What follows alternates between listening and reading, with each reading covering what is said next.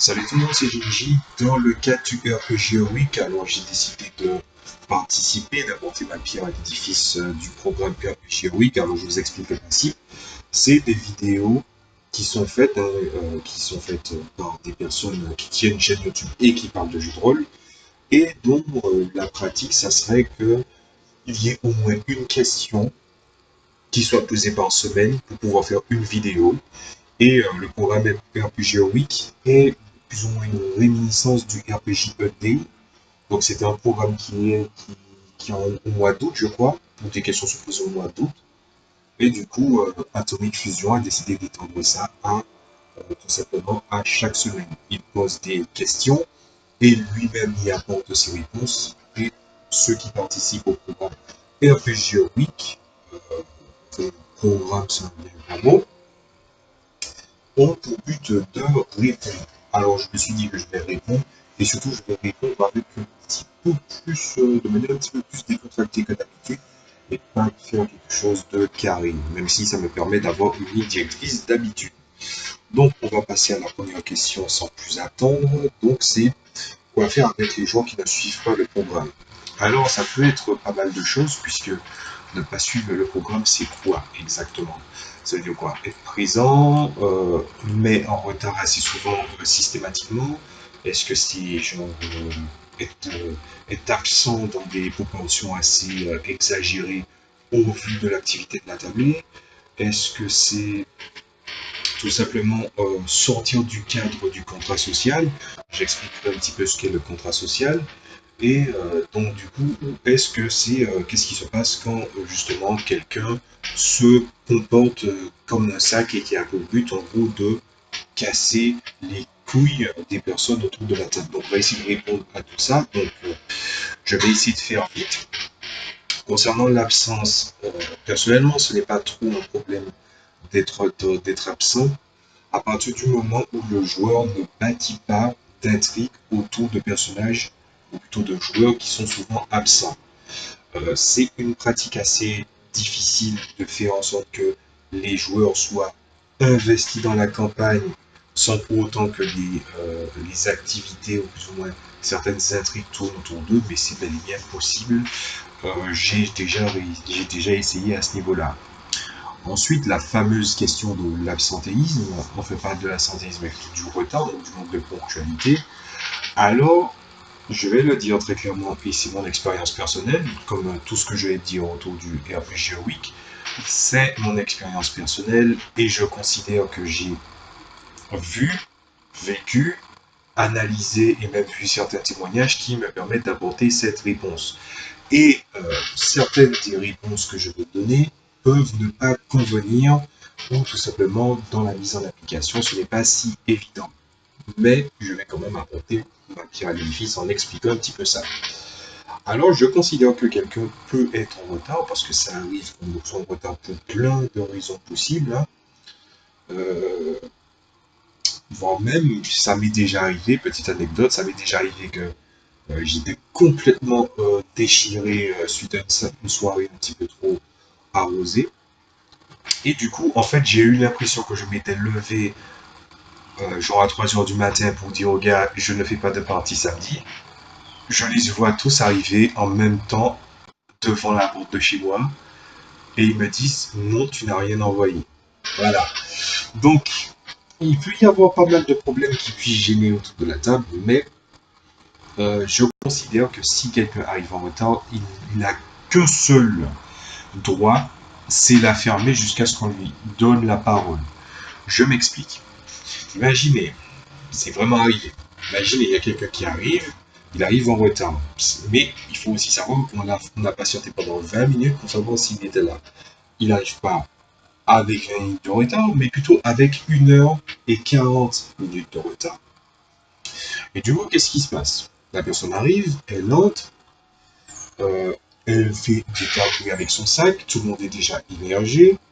La personne dit oui, salut, ça va, tout ça, machin.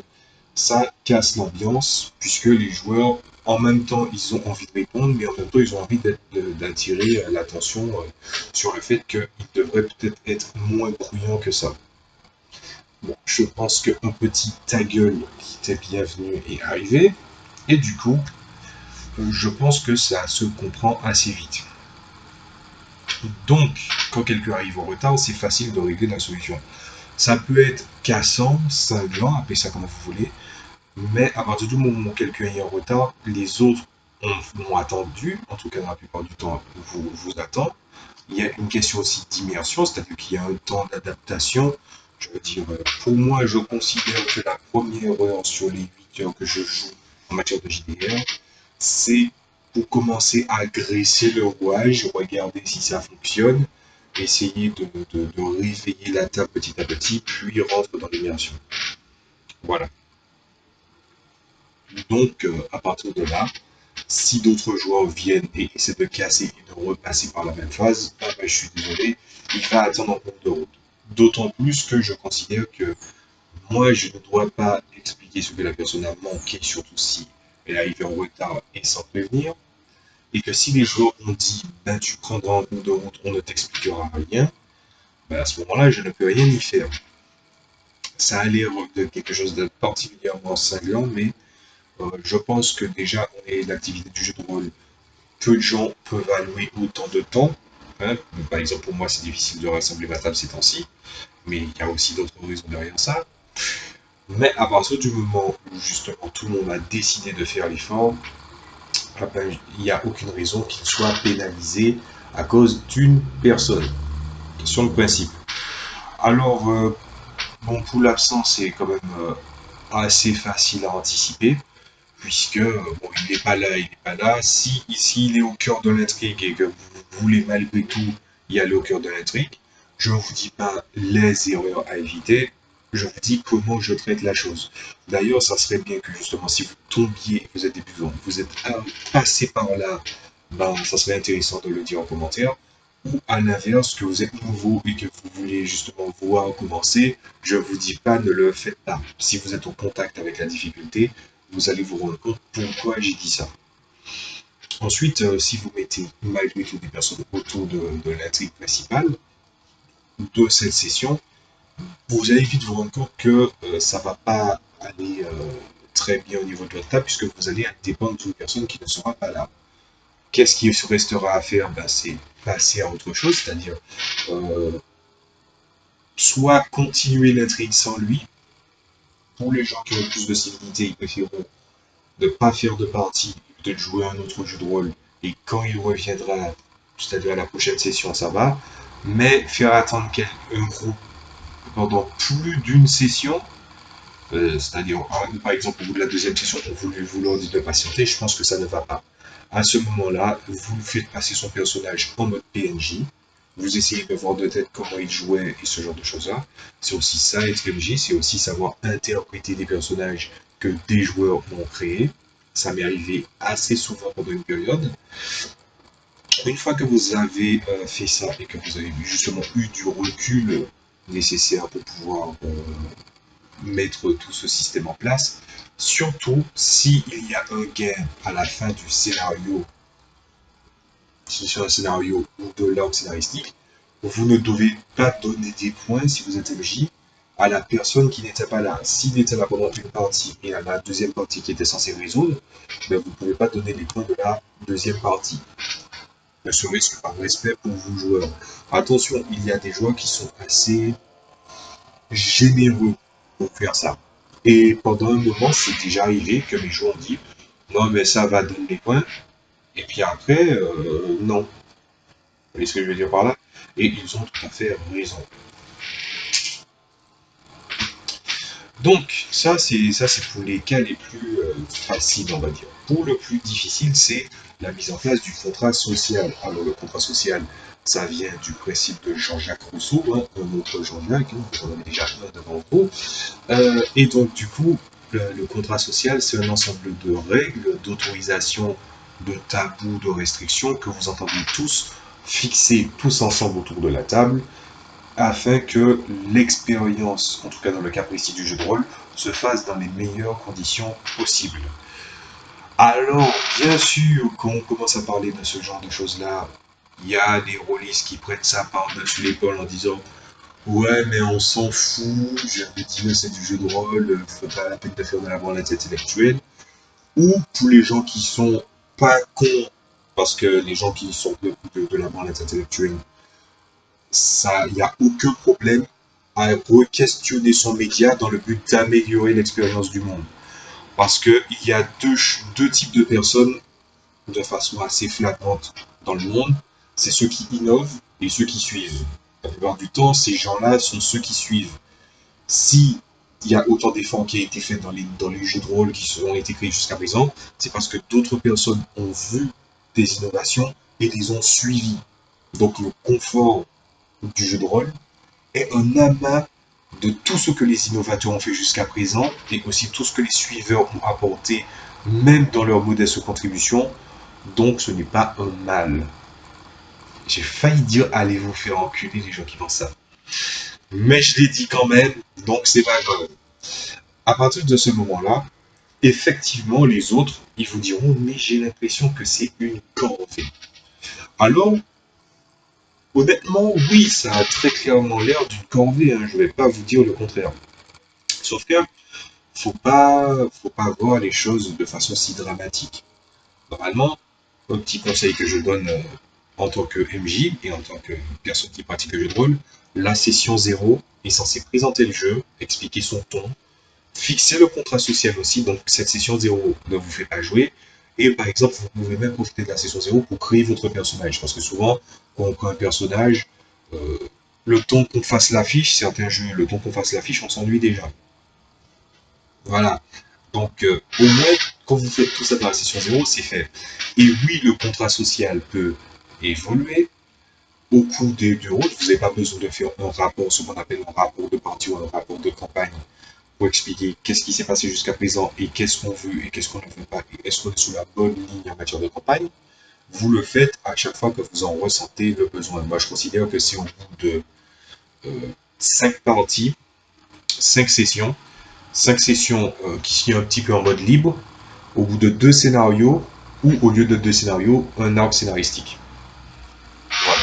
Et ça m'est arrivé de repousser et de faire justement 5 sessions en mode bac à sable libre, 2 un pour chaque scénario, et pour finir, un arc narratif, l'ensemble des parties. Et à ce moment-là, il n'y a pas de problème. Ensuite, la question c'est justement si on peut faire comme ça, quel serait le problème? Alors le problème, je dirais que c'est un contrat social, ça ne se fait pas seul, un investissement à la tablée ne se fait pas seul non plus.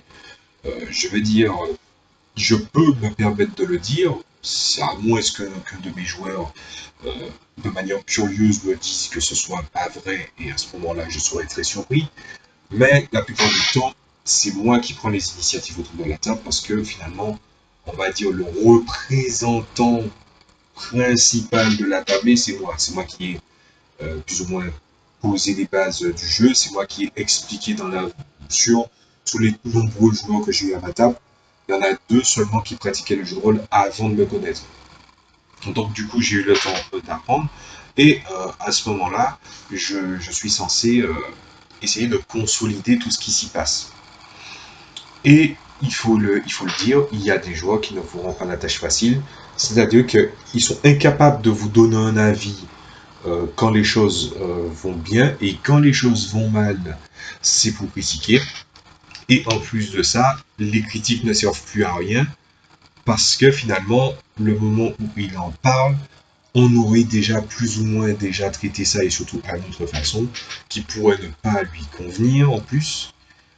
Mais du coup, quand il y a un problème, c'est pas après 1 mois, 2 mois après qu'il y a eu le problème qu'il faut en parler.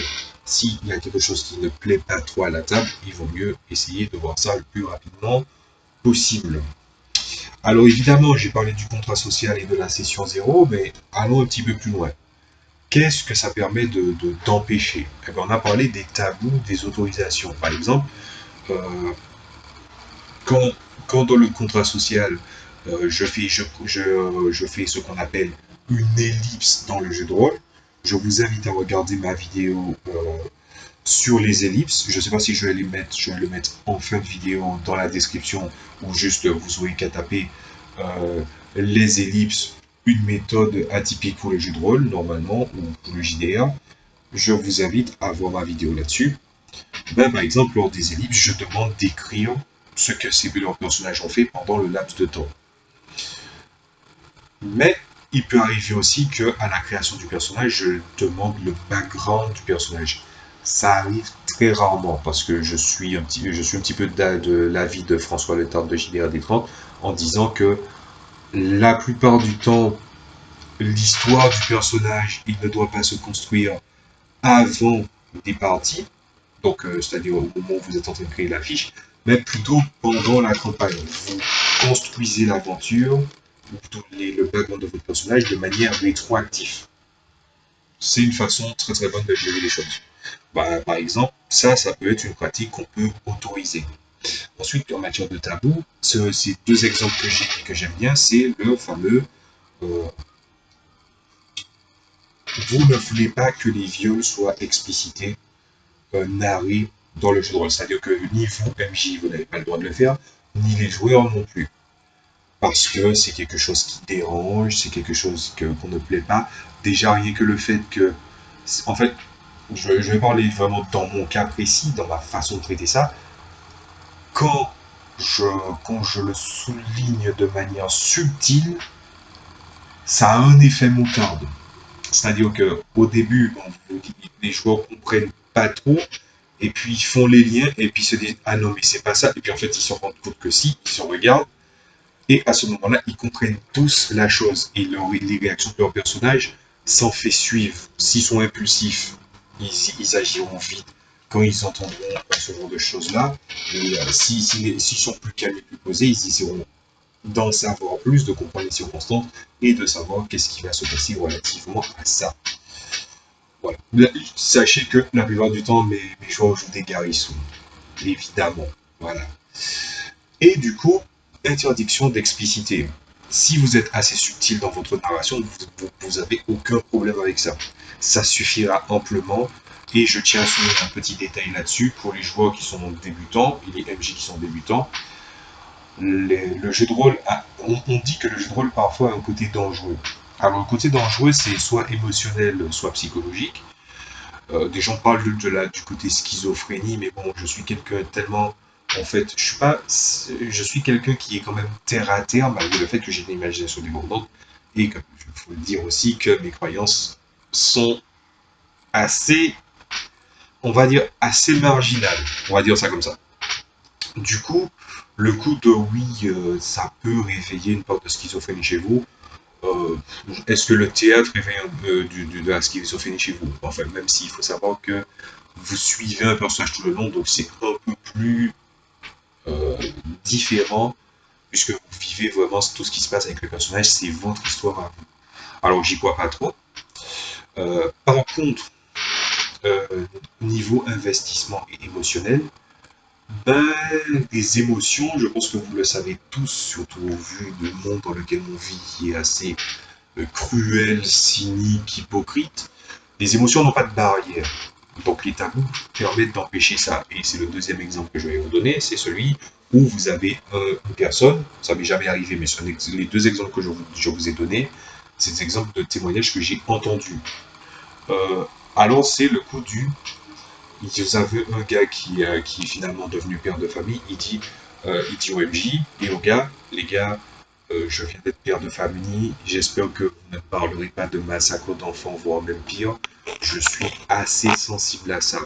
Parce que même si on veut faire le coup du je suis solide, non. À partir du moment où vous commencez à avoir un lien avec le sujet, hein, voilà. Et bon, je pense que le verbe et le complément peut carrément pourrir justement l'émotion d'une personne. Il faut faire très très attention. Encore une fois, les émotions n'ont pas de barrière, n'ont pas d'armure, donc il faut mieux empêcher ça. C'est à ça que sert le contrat social. Alors comment je traite ça finalement? Ben, c'est pas compliqué. Une personne commence à manger la ligne, je m'en rends compte, je lui dis, je lui laisse finir sa phrase. Voilà, je fais un regard genre, t'es vu? Et puis ensuite je lui dis, tu as mangé sur la ligne, fais gaffe. La deuxième fois, je dis là vraiment, je lui marque le fait que je lui dis fais gaffe encore une fois. Et la troisième fois, je lui dis là vraiment tu fais exprès. À ce moment-là, normalement, je suis jamais arrivé à ce moment-là. Mais il y a aussi des cas, évidemment, où vos joueurs veulent soit casser les couilles aux gens parce que oui, ils sont de mauvaise humeur, ou ils ont envie d'être espiègles, mais en fait, ça fait chier tout le monde. Et à ce moment-là, pour moi, le principe est simple. Je préviens une fois, je préviens deux fois. La troisième fois, je dis, je te mets une mise à pied. C'est-à-dire, avant, j'avais tendance à dire, je n'ai pas besoin de toi pour cette session, tu peux rassembler tes affaires et te tirer chez toi. Parce que oui, je jouais sur ton physique. Ça m'est déjà arrivé. C'était pas original, mais c'est déjà arrivé. Ensuite, les mises à pied, ça m'est déjà arrivé. Et normalement, moi, je disais une mise à pied d'une semaine. Sauf que je fais une partie par semaine. Donc à ce moment-là, j'ai mis une mise à pied de 2 semaines. Ça m'est déjà arrivé. Ensuite, la troisième étape, évidemment, c'est le renvoi systématique de la table. Alors, c'est un sujet qui est d'autant plus sensible, puisque finalement, moi, je préfère jouer avec mes amis, donc dire que je vire quelqu'un de la table, c'est pas forcément si évident. Mais je pense que je vais me permettre de dire ça par expérience. Même si vous lui dites que vous êtes toujours amis et que finalement vous le renvoyez de la table, c'est juste que vous ne voulez pas le voir à la table, il se peut que votre amitié tourne assez court là-dessus. Mes joueurs, justement, c'est plus ou moins ce qui lui est arrivé, mais dans d'autres circonstances. Voilà. Ben à ce moment-là, vous ne pouvez rien y faire. Vous avez tout fait pour essayer de régler le problème. Et la plupart du temps, normalement, les joueurs, surtout si vous êtes présent physiquement, ils ont tendance à dire justement que oui, ils dépassent les bornes. Sauf que au moment où ça s'est passé pour moi, par exemple, c'était je jouais physiquement, les gens venaient chez moi pour jouer. Sauf que depuis le moment où en fait on est passé au numérique, on aurait dit que les gens ils se disent bon, tant qu'on ne les voit pas, ça va. Eh ben non, ça ne va pas. C'est pour ça que je me méfie que les gens te demandent de te faire confiance au nom d'une quelconque amitié sur une chose-là. Je dis pas que tout le monde de se méfier évidemment, mais je dis bien, connaissez ceux avec qui vous jouez. Voilà. Donc finalement, on va conclure. Les gens qui ne suivent pas le programme, je pense que je mets pas mal de barrières je mets pas mal de barrières de façon à ce que justement ils n'empiètent pas trop sur la ligne qui est finalement la ligne du non-retour. Et c'est déjà arrivé que des gens mordent la ligne du non-retour. On n'y peut rien malheureusement. C'est vrai que bon, ouais, ça fait un peu bizarre, mais bon, je dirais que moi dans mon cas, je n'ai absolument rien à regretter dans mon cas. Je pense que ma tapée s'en sort bien et je dirais même que la forme que ma tapée a actuellement est peut-être la forme la plus optimale parce que finalement on dit jouer avec vos amis. Enfin mon conseil c'est jouer avec vos amis, mais même là il faut encore se méfier. Mais les gens avec qui je joue là, c'est pas forcément les joueurs les plus assidus, ils oublient des fois des règles, ils oublient des choses, ils agissent pas forcément de manière logique en cohérence du scénario, mais je parle souvent du personnage du joueur qui s'appelle Jean, en fait ce que j'appelle Jean dans cette vidéo parce que je ne vais pas donner son votre nom. Et du coup, ce qui se passe, c'est que finalement les joueurs avec qui je suis, l'ambiance de la table a radicalement changé, ce que j'ai envie d'explorer dans les campagnes ont changé, mais en 2 ans, et ça a tellement changé de forme. Mais à chaque fois, je me dis, est-ce que c'est pas seulement moi qui prends mon pied? Et en fait, non. On prend tous notre pied, on essaie de voir ce qu'on peut. Là, par exemple, je n'aurais jamais cru à un moment que mes joueurs justement acceptent ça, mais je l'aurais dit récemment dans leur campagne. Vous avez des personnages que vous avez perdu temporairement. Ce que je vous propose, c'est de jouer des personnages temporaires et je vous fais un guide. Et ils ont dit oui. Donc voilà. Ça va dans les deux sens. Hein. Si vous vous investissez, il ne faut pas que vous vous investissiez seul. Et si vous vous investissez tous en même temps, la tablée ne va sortir que plus grande. Et c'est ce qui va faire plus ou moins une cohésion, ce que j'appelle l'identité de la table. L'identité, par exemple, dans le cas de ma table, on va conclure sur ça, l'identité de ma table, c'est un petit peu ça, c'est pour les fictions auxquelles on participe, on investit, on raconte les histoires qu'on a envie de raconter, sans pour autant, évidemment, foutre la merde, et surtout être en face de nos conséquences, de nos actions, pour voir quelle histoire, quelle mythologie, quelle grande fresque épique on peut raconter. Épique dans le sens évidemment le plus noble du terme, pas dans le sens ah là là, il se passe des choses extraordinaires. Hein. Si tout est extraordinaire, rien ne l'est. J'ai cité les indestructibles et je ne regrette rien. Donc si vous avez aimé la vidéo, n'hésitez pas à laisser un pouce en l'air. Si vous êtes abonné ou vous voulez vous abonner, ben, allez-y. Évidemment, ça va me faire plaisir. Mais n'oubliez pas d'activer la cloche parce que à chaque plus ou moins pseudo mise à jour de YouTube, euh, je disparais du flux d'activité, donc comme la plupart des youtubeurs en fait. Donc n'hésitez pas à activer la cloche pour être au courant de mes dernières vidéos. Je pense qu'il va en avoir de plus en plus dans les jours à venir. Et surtout, n'hésitez pas à parler justement de votre expérience, parce que c'est aussi ça les gens qui parlent dans le RPG ou qui parlent de jeux de rôle.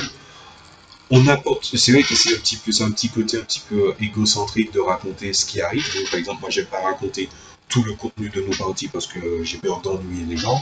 Mais par contre, en matière d'expérience, en matière de méta, pas méta-jeu du style genre ce qui est à l'intérieur du jeu, mais tout simplement méta-table, tout ce qu'il y a autour de la table, les personnes qui ont des émotions, des personnes qui finalement ont leur personnalité, qui viennent comme ils sont finalement.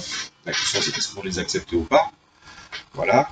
Ben, du coup, c'est de ça dont je préfère parler, surtout pour guider les jeunes joueurs, les jeunes MJ, et même ceux qui par exemple, ont quitté un petit peu la pratique, ou même les vétérans. Hein, voilà, il y a de la place pour tout le monde. Donc n'hésitez pas à répondre en commentaire. Je vous dis à la prochaine fois, malgré le fait que j'ai voulu faire plus tôt, mais non, je me suis un peu lâché, donc je vais attendre un petit peu. Je vous dis à la prochaine fois. C'était Shinji pour Shinji DR. Salut à tous.